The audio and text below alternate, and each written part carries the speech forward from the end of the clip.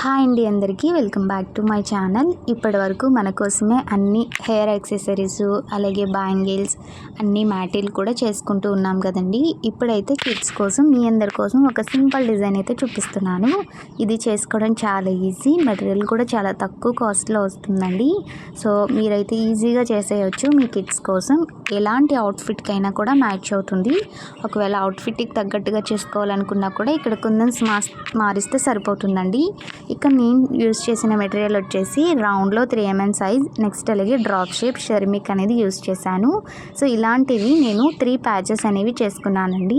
ఈ 3 ప్యాచెస్ అనేవి మనం OHP షీట్ పైన అంటించుకున్నాం కదా, పూర్తిగా డ్రై అయిపోయిన తర్వాత కట్ చేసేసుకోవాలి.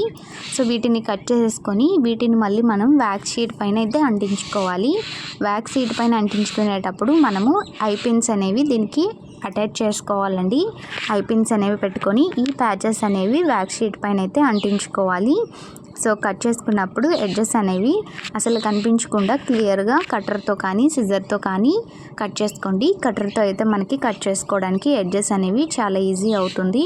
ఒకవేళ షోల్డర్ రాడ్ ఉంటుంది కదా, షోల్డర్ రాడ్తోనైనా సరే మీరు ఇక్కడ ఈ ఎడ్జెస్ అనేవి మనము కాల్చుకుంటూ కూడా ఫినిషింగ్ అనేది చేసుకోవచ్చు.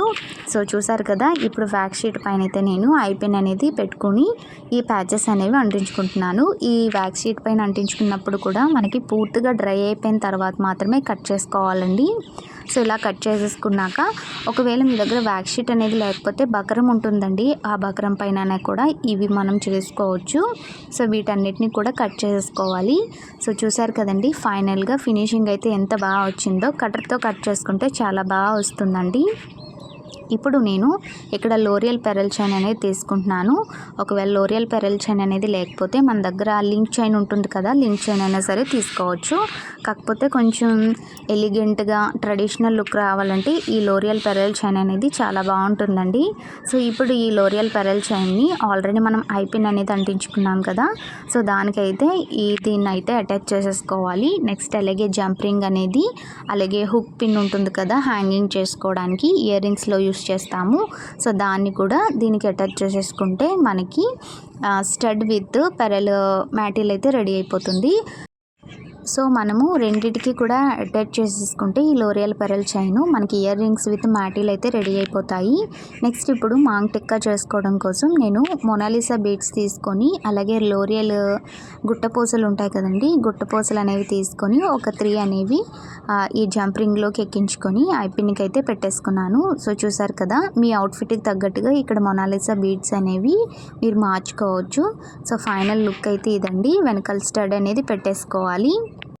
సో ఫైనల్గా మనకి జ్యువెలరీ అయితే రెడీ అయిపోయింది. ఈ డిజైన్ను మీకు ఎలా అనిపించింది అనేది కామెంట్ చేయండి. పిల్లలు కూడా చాలా ఈజీగా క్యారీ చేస్తారు, ఎక్కువ వెయిట్ అయితే ఏమి ఉండదండి. ఈ డిజైన్లోనే మీరు నెక్ పీస్ కూడా చేసుకోవచ్చు.